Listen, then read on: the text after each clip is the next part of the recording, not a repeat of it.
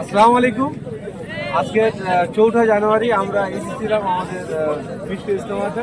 তো আমাদের সব আমাদের এলাকার সাথী ভাইরা, তো একটা স্মৃতি জাস্ট আমাদের জন্য রয়ে গেল কি সালাত ভাই। আমরা তোমরা আমরা তো গাড়িতে এসেছিলাম, আর ভাইরা বাইক নিয়ে, কটা বাইক এসেছিল? 30টা বাইক একসঙ্গে, ওরা 2-3 জন করে সব এসেছিল। আজকের আমরা এখান থেকে একটা বার্তা দিচ্ছি, আগামী 11ই জানুয়ারি আমাদের বকুলতলা নতুনহাটের উপরে আমাদের এমার্জেন্সি চিকিৎসা সহায়তা কেন্দ্র উদ্বোধন আছে।